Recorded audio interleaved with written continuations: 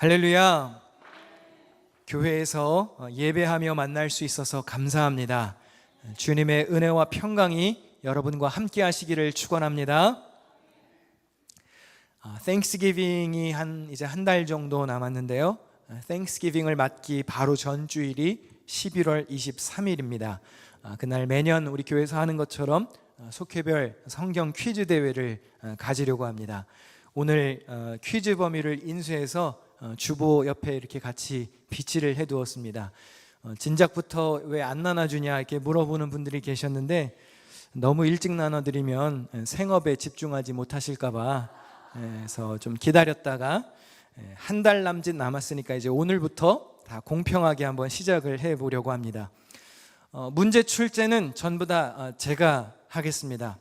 그리고 이 선별한 구절도 무척이나 시간 오래 들여서 골랐습니다. 제가 올해 1월 첫 주일부터 지금까지 했던 모든 설교 원고를 다 열어봐서 그 중에서 이제 추려서 여러분들이 기억했으면 좋겠을 그런 구절들을 72구절을 선별했습니다.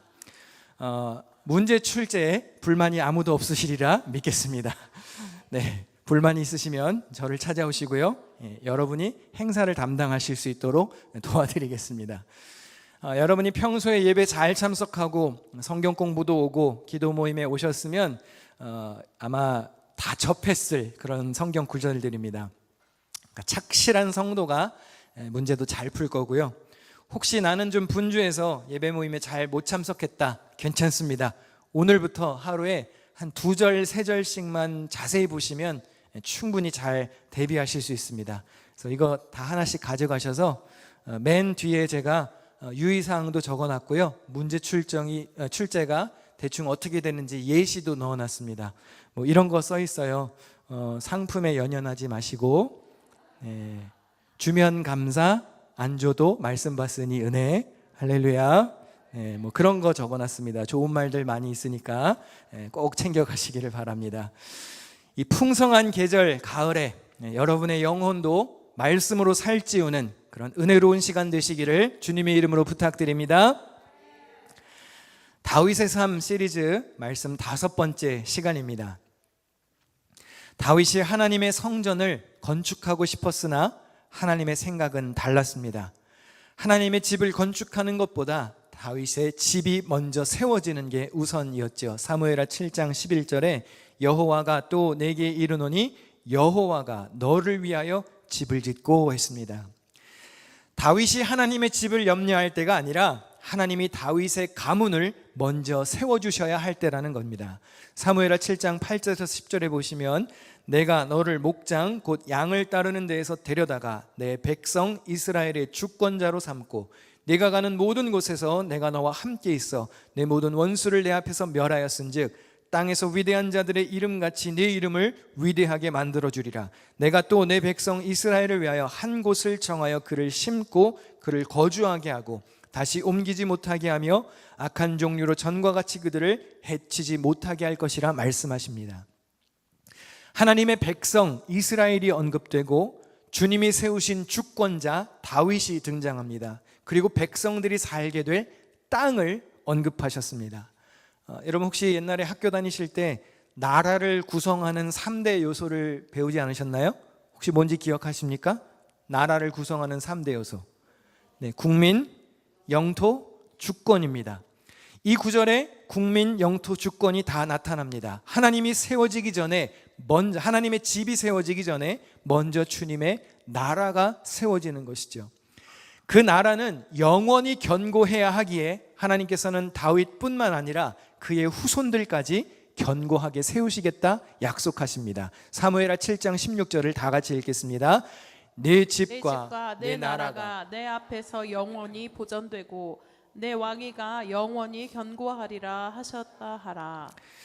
시내 산에서는 모세가 율법을 받았고 그 율법을 이스라엘 백성들에게 전했습니다. 마찬가지로 이제는 다윗이 세운 시온의 성전이 세워질 것인데 온 세상에 주님의 말씀이 전파되어야 하는 것이죠. 그리고 이 일을 위해서 하나님이 다윗의 집을 먼저 세워주시겠다 말씀하십니다. 대대로 영원히 온 세계에 하나님의 말씀이 선포되려면 다윗의 가문도 영원히 굳건해야 했기 때문이죠. 우리 미가 4장 2절을 다 같이 읽습니다. 곧 많은 이방 사람들이 가며 이르기를 오라 우리가 여호와의 산에 올라가서 야곱의 하나님의 전에 이르자. 그가 그의 도를 가지고 우리에게 가르치실 것이니라. 우리가 그의 길로 행하리라 하리니 이는 율법이 시온에서부터 나올 것이요 여호와의 말씀이 예루살렘에서부터 나올 것이니라. 아멘. 하나님의 성전은 온 세계에 말씀을 환히 밝히는 장소가 되어야 합니다. 그래서 광야 시절에는 성막에서 하나님의 말씀을 들었고, 성전이 있을 때는 성전에서 율법이 흘러나옵니다. 그리고 성전이 무너진 뒤로는 회당에서 말씀을 가르치고 전했지요. 지금은 우리가 교회에서, 그리고 여러분의 각자 삶의 자리에서 목회자를 통해 또 각자가 지신 성경을 통해서 말씀을 듣기도 하고 읽기도 합니다. 하나님은 역사 속에서 끊임없이 당신의 귀한 말씀을 우리에게 귀히 밝히시고자 드러내셨습니다.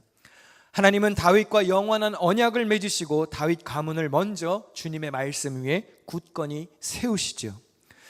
우리가 사는 세상이 하나님의 나라가 되기 위해서는 국민이 하나님의 백성이 되어야 하고, 지도자가 하나님이 세우신 자가 되어야 하며, 터전이 주님이 허락하신 장소가 되어야 합니다. 저는 목사여서 그렇기도 하지만 믿음을 가진 신앙인으로서 나라의 국민이 하나님 경외하기를 바라고, 대통령과 위정자들이 하나님 알기를 우습지 않게 하기를 바라고, 우리에게 허락된 이 나라의 땅이 주님의 말씀 위에 굳건히 세워진 거룩한 영토가 되기를 기도합니다. 여러분, 나라가 흥하고 망하는 것은 주님의 주권에 달린 일입니다. 다니엘 2장 21절 다 같이 읽습니다. 그는 때와 계절을 바꾸시며 왕들을 패하시고 왕들을 세우시며 지혜자에게 지혜를 주시고 총명한 자에게 지식을 주시는도다. 여러분, 이 사실을 믿으십니까? 주님이 온 세상을 창조하셨다는 것을 믿으시나요? 그렇다면 세상 모든 나라가 주님의 것이라는 사실도 믿어야 합니다. 시편 22편에 나라는 여호와의 것이라 했고, 여호와는 모든 나라의 주제라고 했습니다. 온 세상의 통치자가 하나님이시기에 하나님의 말씀을 지키려고 노력하는 자가 하나라도 그 땅에 있다면 그 공동체는 아직 희망이 있다는 뜻입니다. 예레미야 5장 1절입니다. 너희는 예루살렘 거리로 빨리 다니며 그 넓은 거리에서 찾아보고 알라. 너희가 만일 정의를 행하며 진리를 구하는 자를 한 사람이라도 찾으면 내가 이 성읍을 용서하리라 했습니다. 온 세계의 흥망성쇠가 하나님의 손에 달렸습니다. 이것은 소설의 이야기가 아니고요, 성경의 말씀이고 역사입니다. 그러기에 하나님을 경외하는 나라와 백성이 되도록 기도해야 합니다. 여러분 한 사람 한 사람이 신실한 국민이 되어야 합니다.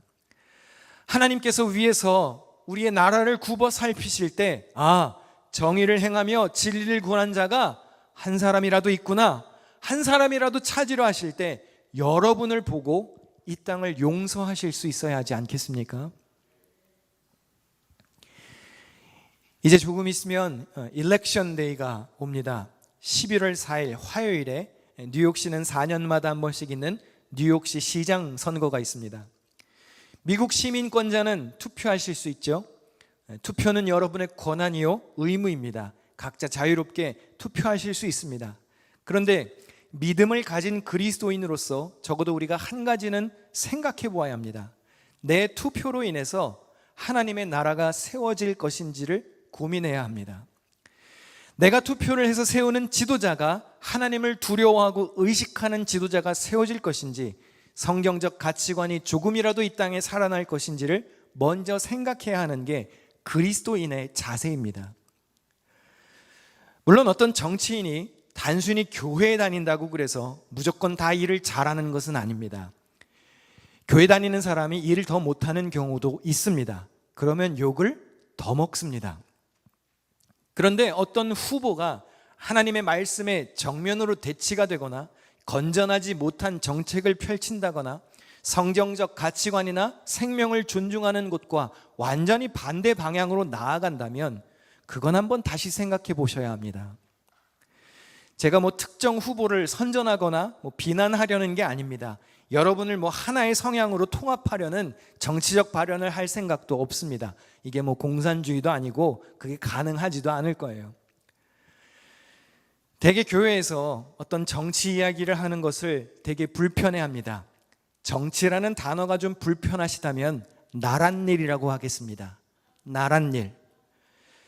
적어도 제 생각에 그 이유는 간단해요. 우리는 대부분 내 사업장, 내 회사, 내 신분, 내가 가진 신념 등에 유익이 되는 정당을 지지하고 뽑습니다. 그런데 사람 사는 사회가 다 다르죠. 환경도 다 다르고 예수 믿어 신앙생활하는 사람이라 할지라도 나한테 유익을 주는 정당이 다를 수 있습니다. 그래서 교회까지 와서 내 경제적 유익이나 내 신념에 위배가 되고 공격을 받는 발언을 듣기 싫어하는 거죠. 어떻게 보면 지극히 당연하고 자연스러운 일이라 할 수 있습니다. 솔직히 한번 생각해 보십시오. 여러분 투표하면 누구를 뽑으시겠어요? 이왕이면 내 경제 생활에 이익이 되는 정당, 내 신분에 도움을 주는 지도자, 나의 신념에 조금이라도 더 가까운 말을 하는 사람을 찍지 않겠습니까? 한번 여쭤볼게요. 여러분 회사가 망해도 내가 이 나라에서 추방이 돼도 저 사람이 하나님의 나라를 세울 것 같아. 그러면 나의 손실을 각오하고서라도 그 사람을 찍겠습니까? 그런 사람 몇이나 있을까요? 그런데 생각은 한번 다시 해보자는 거예요. 우리가 이 땅에 영원히 살지 않습니다. 궁극적으로 하늘나라에 갈 사람들이죠. 신약 시대는 로마 제국이 지배하던 때입니다. 로마 시민권을 가진 자는 자유와 인권이 보장되었습니다. 함부로 대할 수 없었고 부당한 대우를 받으면 황제에게 직접 항소할 수 있는 권리가 있었습니다. 그래서 바울도 황제에게 항소해서 로마까지 갔던 것이죠. 로마의 시민권은 아무나 가질 수 없었습니다. 시민권자로 타고나든지 정부의 고위층이 되든지 아니면 로마에 뛰어난 공헌을 한 사람들에게만 선별적으로 주어졌습니다. 아니면 큰 돈을 들여서 시민권을 사는 경우도 있었습니다. 사도 바울은 태어나면서부터 로마 시민권자였습니다. 엄청난 특혜를 가진 사람이죠. 그런데 그도 이렇게 고백합니다. 우리의 시민권은 하늘에 있는지라. 여러분 이 땅에 길어야 100년 삽니다. 저는 한 120년 살 예정인데요. 아멘 하신 분은 그리 사실 줄 믿습니다. 그런데 하늘나라에 가서는 영원히 삽니다. 그러면 영원히 살게 될 하늘나라는 누가 통치하시나요? 하늘나라는 하나님이 영원부터 영원까지 통치하십니다. 그러면 이 짧은 세상에 사는 동안에 영원히 살게 될 하나님의 나라를 연습해야 되지 않을까요? 조금이라도 하나님 나라에 가까운 삶을 살다가 가야 거기가 적응되지 않겠냐 말이에요. 사도 바울도 로마 시민권의 혜택이 있었습니다. 엄청난 권한이 있었습니다. 그런데 로마 시민권자의 혜택보다 하늘나라 시민권자의 사명을 더 귀히 여겼습니다. 하늘나라의 삶을 짧게라도 우리가 연습하고 훈련하고 가야 하늘나라에 갔을 때 그곳에서 기쁨으로 살 수 있지 않겠냔 말이에요. 우리가 한 나라에 살고 있는 이상 여러분 완벽한 중간지대를 고수하며 살 수는 없습니다. 여러분이 어떤 선택을 하시더라도 심지어 아무 선택을 안 하시더라도 어떤 집단의 영향력 아래에 놓이게 됩니다. 한 나라의 국민으로서 가진 책임을 이행하지 않는다고 해서 나 홀로 외딴 곳에 벗어날 수는 없습니다. 때로는 투표하는 시기가 다가오면 다 마음에 안 들어 그런 분도 계실 겁니다. 그래서 투표하는 것 자체가 마치 내가 죄악에 동참하는 것처럼 느껴질 수도 있습니다. 물론 모든 사람은 완전하지 않습니다. 우리 모두는 다 죄인이죠. 그러면 어떻게 해야 하겠습니까? 믿음을 가진 사람으로서 에이 몰라 안 뽑아 이러나요? 개 중 나은 사람 뽑으십시오. 할렐루야. 그거 어떻게 하겠습니까? 개 중 나은 사람이 돼야죠. 조금이라도 덜 나쁜 놈이 돼야죠. 조금이라도 하나님 편에 서 있을 것 같은 쪽을 뽑고 위에서 기도해야죠. 한 나라의 국민으로서 이행해야 할 책임이 있다면 외면하지 마시고 여러분 당당하게 투표하십시오. 후보의 정책도 꼼꼼히 살피고 그 사람이 어떻게 살아왔는지 실제로 조사도 해보시고 뭘 추진하려는 사람인지 꼼꼼히 따져도 보시기를 바랍니다. 우리가 교회로 모였고 신앙생활을 하지만 우리도 한 나라의 백성이고 나라의 법을 따를 책임이 있는 사람들입니다. 여러분, 우리가 세상 등지고 수도원 생활하기 위해서 그리스도인 된 거 아니잖아요. 하나님의 백성이고 미국이든 한국이든 한 나라의 백성입니다. 한국에 적을 두고 계시든 미국에 적을 두고 있든 한 나라의 국가의 시민권이 있으실 거고 또 천국의 시민권을 가진 이중국적자의 삶을 사는 게 우리입니다. 그러면 여러분 잘 들으셔야 합니다. 우리는 하늘나라의 백성이기도 하지만 우리도 세상 사람입니다.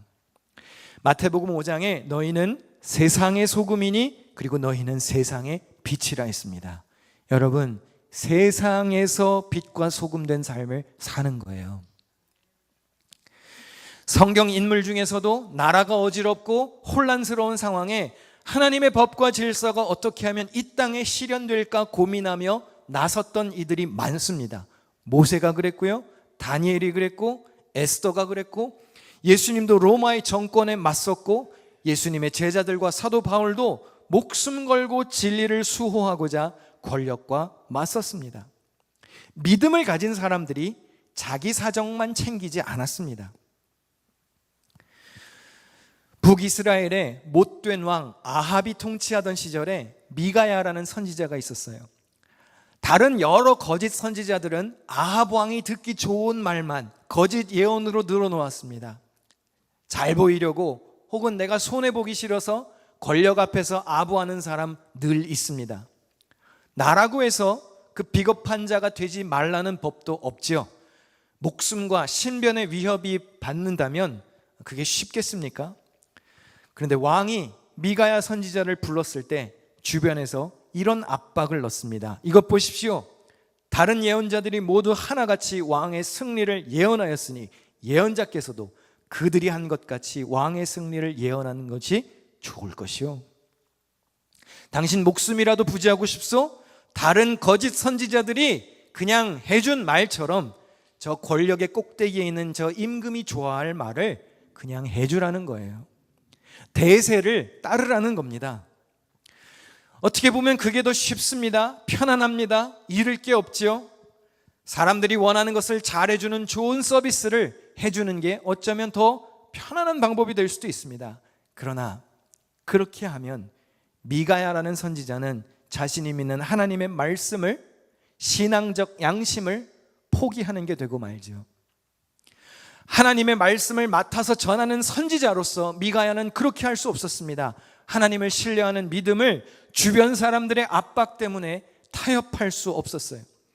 그래서 그는 아합이라는 한 나라의 왕보다 온 우주 만물의 주인이신 하나님의 편을 선택합니다. 미가야 선지자의 대답을 같이 읽어보겠습니다. 시작. 주님께서 살아계심을 두고 맹세하지만 나는 다만 내 하나님께서 말씀하신 것만을 말하겠습니다. 미가야 선지자는 아합 왕 앞에서 정직하고 당당하게 하나님의 말씀을 있는 그대로 왜곡시키지 않고 선포했습니다. 저는 미국도 대한민국도 사람보다 하나님을 더 두려워하는 지도자가 세워지기를 바라고요. 하나님을 경외하는 백성들이 일어서기를 기도하고요. 하나님의 뜻이 이 땅 위에 이루어지기를 소망합니다. 대한민국도 미국도 복음이 들어가서 부흥을 했거나 복음의 기초 위에 세워져서 발전했다는 것을 부인할 사람은 없을 거예요. 가난하고 힘없던 한국이 어떻게 발전했습니까? 선교사들이 복음 들고 들어가서 의료시설을 세우고 교육시설을 만들어주고 교회를 세워서 복음을 전하며 나라가 성장하지 않았던가요? 하나님의 말씀을 사모하는 국민들이 점점 더 늘어나고 밤낮 눈물 뿌려가며 기도하고 이웃을 챙기고 사랑했던 선조들이 있었기 때문에 나라가 발전하지 않았습니까? 나라의 독립을 위해서 목숨을 걸고 나섰던 이들이 대부분 기독교인이었다는 사실을 아시나요? 복음의 사람은 절대로 나란 일에 무관심할 수 없습니다. 현실에서 일어나는 일에 외면할 수 없어요. 같이 살자고 나섰던 것이 초대 기독교 신자들의 모습이었습니다. 이게 어디 전하라 소설 속의 이야기일지는 모르지만 저는 오늘도 그렇게 기도합니다. 하나님, 이 도시의 시장이 누가 될지는 모르겠지만 성경을 알고 말씀을 믿는 사람이기를 기도합니다. 나라의 위정자들이 주일에 당당하게 성경책 들고 교회에 가서 예배드리는 사람이기를 기도합니다. 재판관들이 뇌물이나 권력보다 하나님을 더 두려워하는 사람들이 세워지기를 기도합니다. 대통령이 사람보다 하나님 눈치를 더 보며 무릎 꿇고 기도하기를 기도합니다. 지도자가요, 실력도 있고 똑똑하고 인품도 좋고 힘도 있고 깡다구도 있고 지혜로운 사람이면 얼마나 좋겠습니까? 그것도 필요하지요. 그러나 하나님을 신실하게 믿는 믿음의 사람이기를 기도해야 하는 것 아닌가요? 저는 뉴욕 기독교회 교육부에서 자라나는 아이들 중에서요, 훌륭한 나라의 인재들이 배출되기를 기도합니다. 하나님과 사람 앞에 은총과 귀중히 여김을 받는 사람이 이 교회에서 나오기를 기도합니다. 가정과 일터와 교회와 나라를 위해 기둥같이 쓰임받는 멋진 일꾼들이 여러분의 자녀 중에서, 여러분의 손주 중에서, 우리 교회 교육부 아이들 중에 나올 걸 믿고 기도해야 합니다. 우리는 우리가 사는 이 나라와 아무런 상관이 없는 사람처럼 살 수 없습니다. 여러분이 어떠한 성향을 가진 사람이든지 나라 일에 또 지도자를 위해 기도하셔야 합니다. 사도 바울의 권면, 조금 길지만 우리 다 같이 읽습니다. 시작. 그러므로 나는 무엇보다도 먼저 모든 사람을 위해서 하나님께 간구와 기도와 중보기도와 감사기도를 드리라고 그대에게 권합니다. 왕들과 높은 지위에 있는 모든 사람들을 위해서도 기도하십시오. 그것은 우리가 경건하고 품위 있게 조용하고 평화로운 생활을 하기 위함입니다. 이것은 우리 구주 하나님께서 보시기에 좋은 일이며 기쁘게 받으실 만한 일입니다.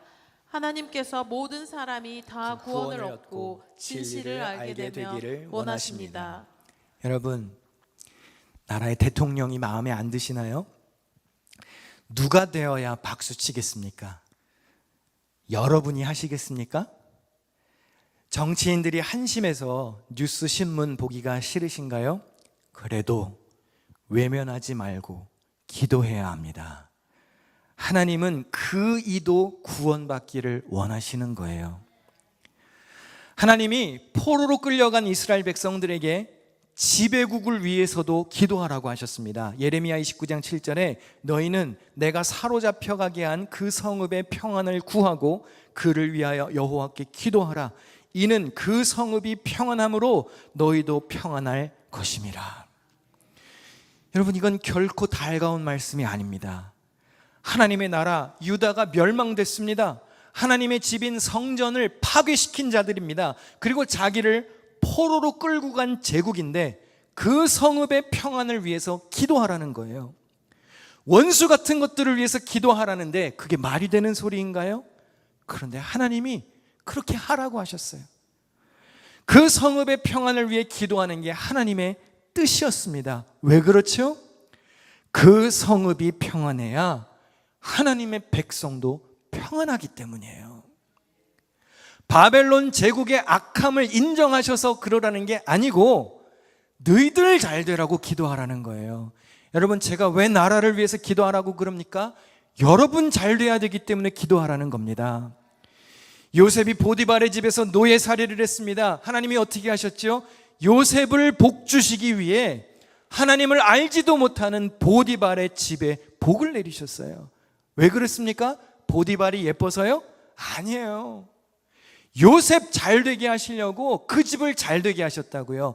마음에 들지 않더라도 이 나라가 잘 돼야 여러분이 잘 되지 않겠습니까? 대한민국이, 이 뉴욕시가 평안하기를 바라고 기도해야 하는 것입니다. 예수 믿는 성도들도 나라를 위해, 위정자들을 위해서 관심을 갖고 기도해야 하는 것이에요. 하나님의 성전을 짓기 전에 다윗의 집을 하나님의 말씀의 기반 위에 영원히 견고하게 주님이 세우신 것처럼 이 나라도 주의 말씀 위에 견실하게 서야 합니다. 주님이 돌보시고 지키시는 나라가 되어야 하지 않겠습니까? 오늘 본문에서 다윗이 하나님께 이렇게 고백합니다. 주께서 주의 백성 이스라엘을 세우사, 주께서 세워달라는 거예요. 백성을 영원히 주의 백성으로 삼으셨사오니 여호와여 주께서 그들의 하나님이 되셨나이다. 이게 하나님 나라의 출발입니다. 이스라엘을 영원히 주의 백성으로 삼으시고 주님이 그들의 하나님이 되는 것, 그게 하나님 나라의 출발이었어요. 그리고 이어서 이렇게 말하는데요, 우리 같이 읽는 동안 찬양 준비해 주시면 좋겠는데요. 같이 읽습니다. 시작. 사람이 영원히 주의 이름을 크게 높여 이르기를 만군의 여호와는 이스라엘의 하나님이라 하게 하옵소서. 주의 종 다윗의 집이 주 앞에 견고하게 하옵소서. 온 나라가 만군의 여호와 하나님을 크게 높이기를 갈망합니다. 그런 나라를 유지하고 지키도록 다윗의 집이 주 앞에 견고하게 서 있기를 소망하고 있습니다. 우리가 사는 나라가, 우리가 세우는 지도자가 여호와 하나님을 크게 높이기를 기대해야 합니다. 우리 이어지는 다윗의 고백을 보겠습니다. 이제 청하건대 주의 종의 집에 복을 주사 주 앞에 영원히 있게 하옵소서. 주 여호와께서 말씀하셨사오니 주의 종의 집이 영원히 복을 받게 하옵소서 하니라. 이 말씀 잠깐 띄워놔 주시면 좋겠는데요. 예수 그리스도를 구주로 영접하여 하나님을 두려워하는 가정들이 세워지고 주님의 말씀을 믿고 순종하는 삶이 되도록 기도하시기를 바랍니다. 하나님의 백성, 주님의 자녀로 산다는 것은 결코 쉬운 일이 아닙니다. 때론 불같은 시험을, 물같은 혼돈을 지나가야 할 때도 있지요. 그러나 여러분, 시련 중에도 함께 계시는 분이 있습니다. 그 시련 중에 여러분을 건지시는 하나님이 계신 것을 믿어야 합니다. 우리 가정에 복을 주사, 다윗이 고백한 것처럼 종의 집에 복을 주사 주 앞에 영원히 있게 하옵소서. 종의 집이 영원히 복을 받게 하옵소서. 여러분의 고백이 되실 수 있기를 축원합니다.